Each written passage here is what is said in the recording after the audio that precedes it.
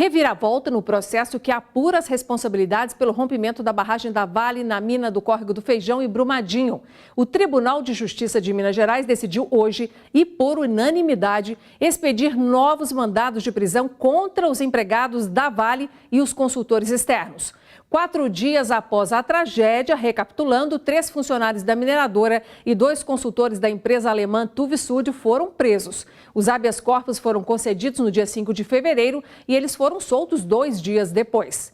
No dia 15 de fevereiro, mais 8 empregados da Vale foram presos preventivamente e saíram da cadeia 2 semanas depois. Na sessão de hoje, os 3 desembargadores que analisaram o caso disseram que o crime foi grave e que a prisão dos envolvidos é necessária para o andamento das investigações sobre os crimes ocorridos em Brumadinho. Essa decisão se sobrepõe às solturas determinadas pelo Superior Tribunal de Justiça. Ainda não há data para os novos mandados de prisão serem enviados para a Polícia Civil.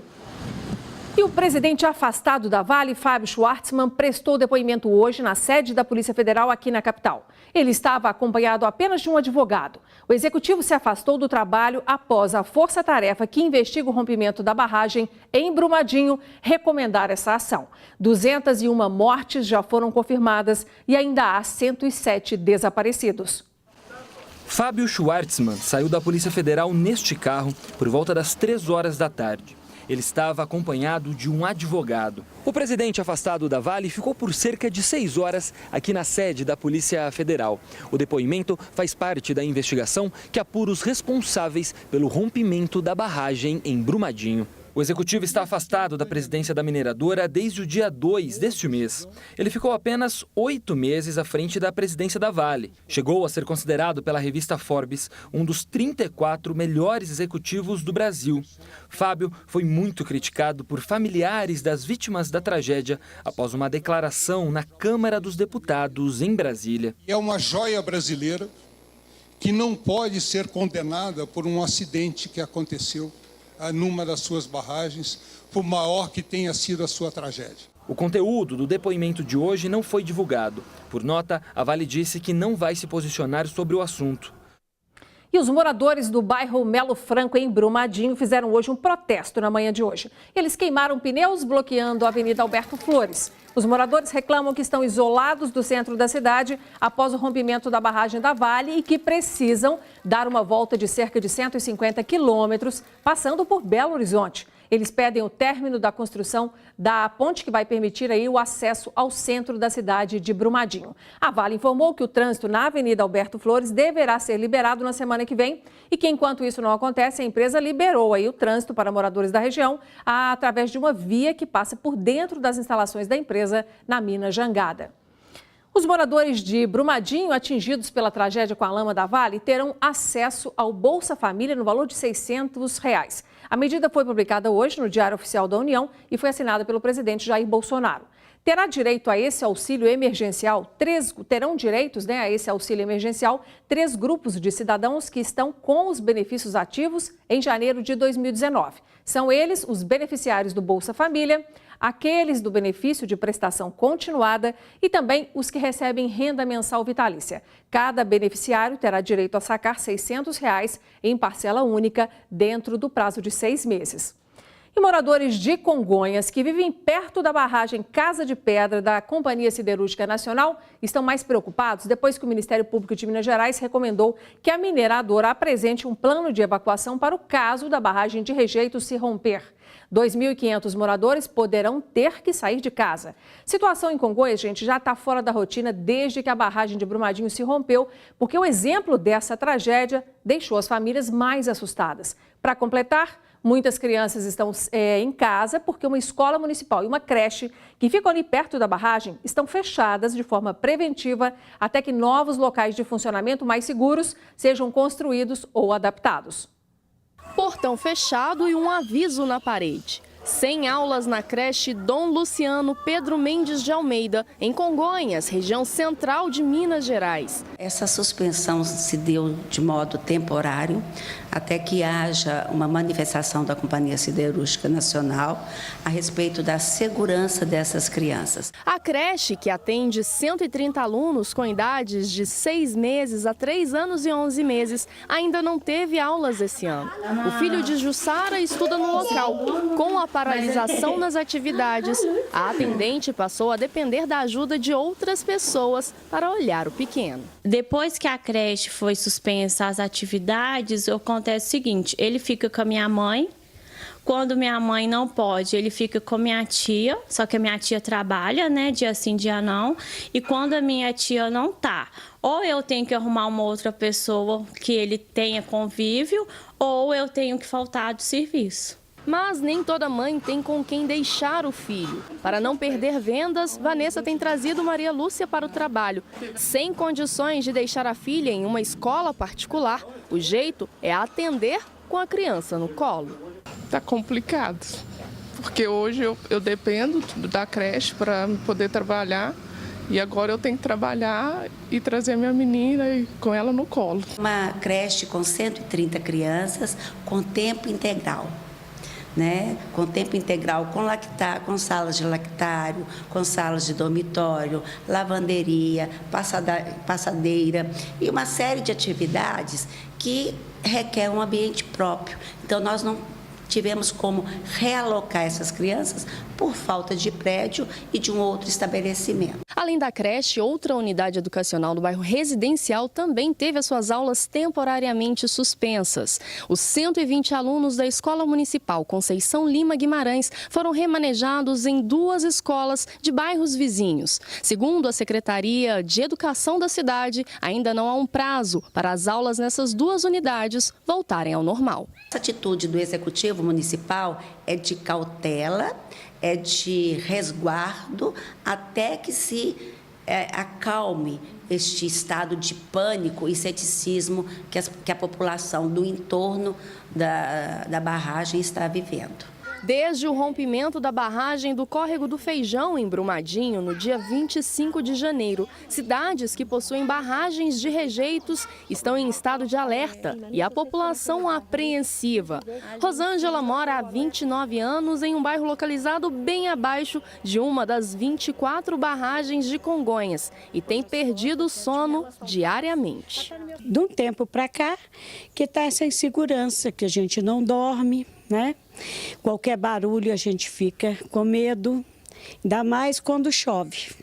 Não tem como a gente dormir. Nessa terça-feira, o Ministério Público de Minas Gerais expediu algumas recomendações à Companhia Siderúrgica Nacional, responsável pela barragem Casa de Pedra, a maior da América Latina, com 50 milhões de metros cúbicos de rejeitos. Dentre as propostas estão a retirada de 2.500 moradores que vivem em aproximadamente 600 residências próximas à área de risco, com o pagamento de aluguel no valor de R$ 1.500 para cada família. Além disso, o Ministério Público pediu que a CSN apresente em caráter emergencial uma solução ao fechamento da creche e a transferência da Escola Municipal Conceição Lima. Para quem vive na área de risco, uma esperança para dias mais tranquilos. A gente tem que ver a proposta dele agora e aguardar esses 10 dias. A gente tem que esperar para ver qual será a solução. Porque a gente espera um retorno, né? De preferência um retorno positivo, mesmo que a creche não seja lá embaixo, que seja em outro lugar, que possa pelo menos confortar a gente que a gente precisa trabalhar realmente. E agora falamos sobre a tragédia em Mariana. A Samarco entrou na Justiça Federal para tentar anular 3 multas aplicadas pelo IBAMA. As punições foram dadas por causa do desastre socioambiental causado pelo rompimento da barragem de Fundão lá em 2015. As multas somam 110 milhões de reais. A empresa entende que existe duplicidade nas multas. Procuramos o IBAMA para saber qual é o entendimento sobre essa resposta da Samarco, mas o órgão não se posicionou. Uma pessoa morreu e outra ficou ferida em um acidente na BR-262, sentido BH, onde também houve um engavetamento envolvendo 8 veículos. Lá dentro, o que restou dos pertences do motorista. Parte da carga de iogurte que era transportada no veículo se espalhou na pista. Segundo a Polícia Rodoviária Federal, o motorista tinha acabado de sair de Pará de Minas para fazer uma entrega de laticínios em Conselheiro Lafayette. Ele perdeu o controle do veículo neste ponto da BR-262 e bateu na traseira de uma carreta bitrem. O motorista morreu na hora. O acidente foi na altura do quilômetro 366. A via precisou ser parcialmente interditada para a retirada do corpo e a remoção dos caminhões. Se ele passou mal, se ele dormiu no volante, a gente ainda não tem apurado. Mas foi morte instantânea, né, a princípio, né? A 2 quilômetros da batida, na altura de Juatuba, também no sentido de Belo Horizonte, um caminhão, 4 carretas, um ônibus e 2 carros se envolveram em um engavetamento. Nesse acidente, uma pessoa foi socorrida com ferimentos leves, de acordo com a Polícia Rodoviária Federal. Assaltante invade restaurante no horário do almoço aqui em Belo Horizonte e policial que estava em uma das mesas reage e atinge o suspeito. O assalto foi por volta das 2 horas da tarde neste restaurante que fica no bairro Buritis. Fabiano Miguel de Lima, de 40 anos, chegou armado e abordou um policial à paisana. Na hora do assalto, o restaurante estava praticamente lotado, com clientes em quase todas as mesas. Mas o assaltante veio diretamente nesta aqui, onde estava o policial. Por isso, existe a possibilidade do crime ter sido premeditado. Esse policial militar, ele saiu de uma agência bancária. Hoje ele realizou seus pagamentos dentro do restaurante. Posteriormente, chegou um indivíduo, que estava armado. Esse indivíduo, ele estava lá de fora e ele estava vigiando o policial militar. As câmeras mostram nitidamente que antes da chegada deste marginal, teriam uma guarnição policial militar que estava almoçando no local. Ele esperou essa guarnição sair do local e, nesse sentido, fez o seu trajeto e foi direto ao policial militar. Chegando próximo ao policial militar, ele levanta a blusa, mostra o revólver e pede ao policial militar: me dê sua arma e me dê o dinheiro. O policial militar, no primeiro momento, ele falou: não sou policial militar, não tenho arma, não tenho dinheiro, mas leva meu celular. Ele tenta pegar o envelope, mas o envelope só tinha as contas pagas pelo militar. O militar conseguiu se desvencilhar, conseguiu sacar da sua arma e proteger a sua vida de uma futura injusta agressão. A Isabela é proprietária do local. Presenciou a troca de tiros e o pânico dos clientes. Todo mundo saiu correndo, os funcionários, todo mundo ficou assustado, porque a gente não sabia que o cara que estava aqui era policial, graças a Deus que era, porque foi uma confusão. Se fosse assaltante, ele ia ir para cima da gente. Fabiano Miguel foi baleado e levado para o Hospital João 23. Ele já tem passagens por roubo, tráfico, homicídio, furto e crimes de trânsito. Justiça faz mutirão para acelerar o andamento de ações e julgamentos de casos de violência contra a mulher em todo o país. Nos últimos 3 anos, a lentidão da Justiça fez crescer o número de processos que aguardam análise e, com isso, mais de 1 milhão de mulheres esperam uma decisão. Durante 20 anos, a Daniela sofreu todos os tipos de agressões do agora ex-marido. Convivia com mensagens do tipo: seja bem-vinda à guerra, se arme muito bem, cretina mentirosa. Isso aí é minha nova paixão, resolve quase tudo. E por diversas vezes, a violência não ficava apenas nas mensagens. Meu ex-marido arrombou o meu escritório e lá dentro ele me espancou. Ele esperou um carro entrar pela garagem, subiu e foi a conta só do vigia, do porteiro no dia, dar conta de acionar a polícia, que ainda assim demorou 1h30 para poder chegar. O casamento, que começou em 2002, foi encerrado em 2013, mas os problemas estavam apenas no início.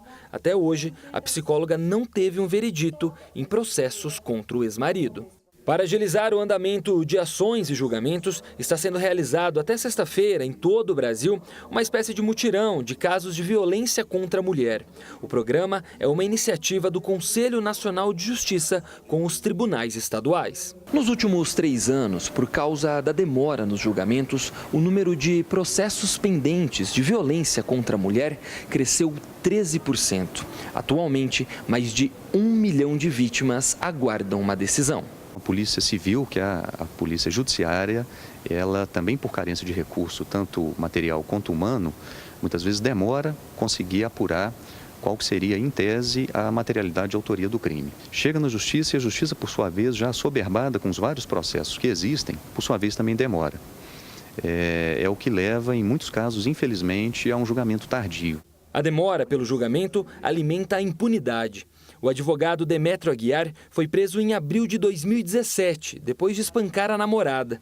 Mesmo tendo histórico de agressões a outras mulheres, ele foi solto 1 ano depois para aguardar o julgamento em prisão domiciliar. Para quem espera por um desfecho do caso na justiça, a demora se torna um pesadelo. A mulher que ela passa pela violência doméstica, ela tem pressa. E no caso, a justiça é uma justiça falha e a justiça é lenta. Então, cada vez que ela sente que a poeira está baixando, vem alguma nova e interminável audiência que levanta toda aquela poeira de novo e os problemas recomeçam. A mulher muitas vezes não consegue se libertar do agressor. Ela não consegue se libertar afetivamente, às vezes emocionalmente, financeiramente. É isso que a Semana, da Justiça pela Paz em Casa busca contribuir para que esse círculo vicioso seja quebrado. Passando a mensagem para a sociedade de que o judiciário está trabalhando, está fazendo a sua parte, se dedicando para fazer o possível para que esse ciclo vicioso seja quebrado. Chegou o momento da nossa resenha semanal sobre política para deixar você bem informado e de maneira rápida sobre as notícias que estão chamando a atenção aqui em nosso estado. Nosso comentarista Orion Teixeira já está a postos. Boa noite, Orion. Boa noite, Nácia. Boa noite a todos. Então vamos ao nosso primeiro assunto, que é sobre a promulgação feita hoje na Assembleia Legislativa da PEC, que é uma emenda à Constituição de Minas por iniciativa dos deputados estaduais que obriga os secretários do governo do estado a prestarem contas de seus atos de 4 em 4 meses. Na visão do governo de Minas, essa iniciativa da Assembleia significa um avanço na forma de fiscalizar as ações do Executivo, que estará sempre aberto ao diálogo com os parlamentares. Orion, qual que foi a motivação dos deputados para criar essa PEC? Inácio, eu vejo aí 2 inspirações, Primeiro que do ponto de vista institucional, a medida aprimora, ela revigora, resgata aí o papel fiscalizador da Assembleia diante dos atos do Executivo. Do ponto de vista da política, há uma certa instabilidade. Teremos aí um Executivo vulnerável e um Legislativo empoderado. Enfim, é preciso que o governo Zema reconheça o papel, a importância do Legislativo, do Judiciário, dos prefeitos e da sociedade para que ele possa fazer um governo menos turbulento. Fora disso aí, mais a crise financeira fica inviável. Tá certo, e falamos agora sobre a tragédia em Brumadinho e a notícia também está relacionada à Assembleia de Minas. Hoje, 48 dias após o rompimento da barragem da Vale, no qual já foram confirmadas aí 201 mortes, é que os deputados estaduais chegaram aí a criar a CPI das barragens. A Comissão Parlamentar de Inquérito do Senado também está sendo formada hoje. Já tem CPI trabalhando na Câmara dos Deputados e aqui na Câmara Municipal de BH tem outra CPI que se dedica a investigar os impactos da tragédia de Brumadinho no abastecimento de água de BH e na região metropolitana. Orion, você sempre diz aqui que quanto mais instituições investigarem, melhor. Mas eu tenho 2 perguntas para você. A Assembleia não demorou muito para instalar essa CPI diante da tragédia, do tamanho dela? E, somando com a PEC que a gente acabou de falar, é mais uma pressão em cima de Romeu Zema? Olha que foram 2 medidas no mesmo dia, Com certeza, sim, o governo não queria uma CPI, porque é sempre uma porta aberta para instabilidade, cobranças e pressões. É verdade, a Assembleia demorou muito para instalar sua CPI, depois de ser pressionada por 48 dias aí. Eu acredito que essa CPI da Assembleia Legislativa de Minas Gerais deverá ser a mais importante por razões até óbvias, Em Brasília são 2 CPIs, uma na Câmara e outra no Senado Federal, em vez de uma comissão mista entre deputados e senadores. E até agora só tem gerado bate-boca, briga, em vez de investigação. E a gente vai acompanhar tudo isso e trazer para você. E um outro destaque, prefeitos mineiros continuam ameaçando o governo de Minas com um possível pedido de intervenção federal e de impeachment. O prazo dado pelo presidente da AMM, Associação Mineira de Municípios, o Gilvan Lacerda, do MDB, é sexta-feira agora, quando então é esperado que o governo estadual feche um acordo para repassar os créditos que as prefeituras têm direito de ICMS e IPVA. Nós entramos em contato com o governo de Minas para repercutir essa ameaça, mas ainda não tivemos retorno. Orion, em fevereiro, o governador Romeu Zema, do Partido Novo, ele havia dito que ia derrubar o decreto que permitia a retenção desses recursos nas contas do governo, que é do ex-governador Fernando Pimentel. E a minha pergunta, ele então não derrubou o decreto, ainda está valendo? Não derrubou, Inácio, e essa aí é apenas uma das 5 condições para que haja um acordo entre governo e prefeitos.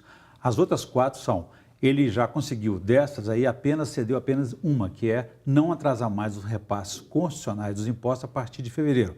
Falta ainda derrubar esse decreto, pagar os atrasados da atual gestão, que é de R$ 1 bilhão ainda neste ano, e também definir quando e em quantas parcelas começa a pagar os atrasados do governo passado de R$ 6 bilhões. Da parte dos prefeitos, seria a desistência das centenas de ações judiciais contra o governo por causa disso. O Tribunal de Justiça de Minas Gerais está mediando esse acordo. Que deve ser difícil de costurar, né? O último destaque de hoje, o Senado aprovou nesta terça-feira um convite para o ministro do Turismo, Marcelo Álvaro Antônio, do PHS, para que ele preste informações sobre o suposto esquema de candidaturas laranja que teria sido criado pelo partido aqui em Minas quando o Álvaro Antônio era presidente da legenda. Orion, por se tratar de um convite, o ministro pode recusar?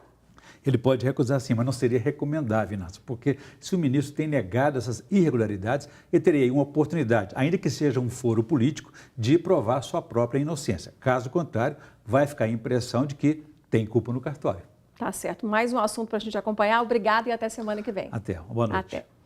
Bom, gente, e a seguir, o Atlético se complicou na Libertadores após perder para o Nacional do Uruguai e vai precisar se esforçar muito para se manter na competição.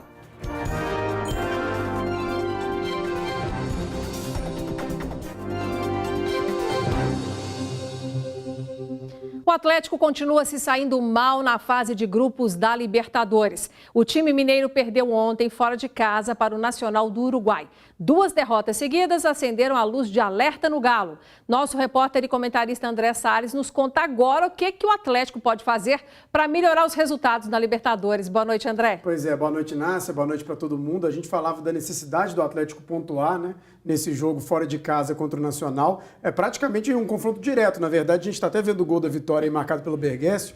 Atlético Nacional e Cerro Porteño vão acabar brigando pelas 2 vagas, porque o Zamora realmente é um time muito abaixo desses outros 3. E aí o Atlético sendo derrotado, agora realmente uma opção que seria ideal seria ganhar as próximas 4 partidas, fazer 12 pontos e não depender de ninguém. Tirando isso, o Atlético vai ter que realmente contar com outros resultados e principalmente buscar um bom resultado no Paraguai contra o Cerro Porteño. Garantir os pontos contra o Zamora, garantir também a vitória contra o Nacional e aí, quem sabe, buscar um pontinho contra o Cerro Porteño e contar aí com algumas combinações de resultados para avançar. Vale lembrar, Atlético em 2015 também perdeu as 2 primeiras e conseguiu passar no último jogo num sufoco, mas passou. Sua lembrança vai animar a torcida. Com certeza. Obrigada, viu, André? Até mais. Bom, gente, o jogo do Cruzeiro que seria realizado hoje contra o Desportivo Lara da Venezuela no Mineirão, também pela Libertadores, foi adiado em princípio para amanhã, mas ainda precisa ser confirmado. O motivo foi a dificuldade do time estrangeiro para viajar até BH por conta da grave crise política e econômica vivida pela Venezuela,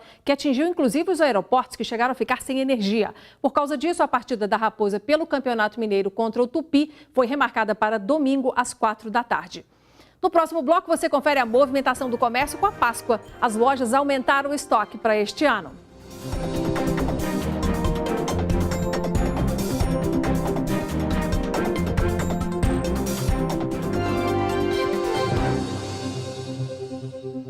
Dois jovens foram presos suspeitos de cometer vários roubos nos últimos dias na região centro-sul de Belo Horizonte. Imagens de câmeras de segurança mostram a dupla em ação e foi com essas imagens que eles foram identificados. De acordo com a PM, os suspeitos foram presos quando estavam em um ponto de ônibus prestes a assaltar possíveis vítimas. Um deles tentou fugir, mas foi capturado. Com eles, a polícia encontrou 2 réplicas de arma de fogo. Um dos jovens já possui muitas passagens por furto e roubo.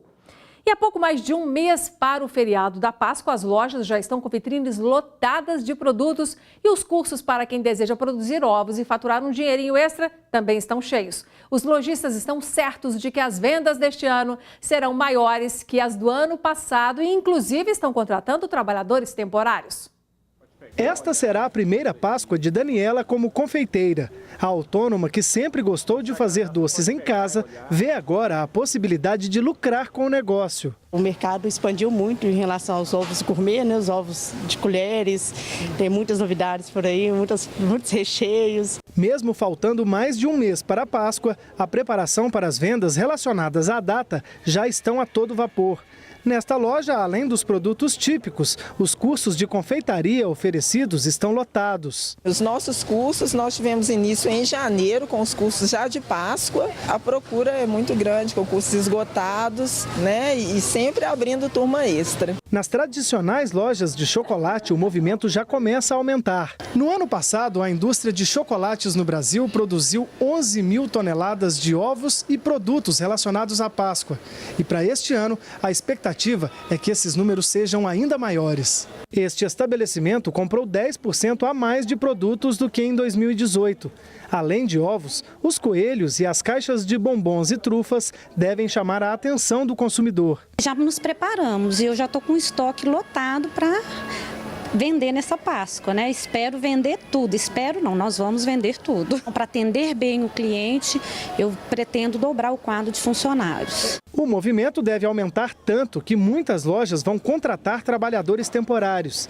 Magali já treinou as funcionárias que vão atuar por pelo menos um mês na loja em que ela gerencia. As expectativas são as melhores possíveis, né? Estou esperando assim um aumento de vendas excelente. Quero ver todo mundo muito doce nessa Páscoa. Artistas do Cirque du Soleil visitaram hoje a Praça da Liberdade e fizeram a alegria de crianças e adultos que passaram pelo local. O público pôde tirar fotos com os personagens e conversar com os integrantes da trupe. O espetáculo, gente, está sendo encenado no Mineirinho, aqui na capital, até domingo. Nós ficamos por aqui. Amanhã estaremos de volta com mais notícias de Minas. Até lá e boa noite.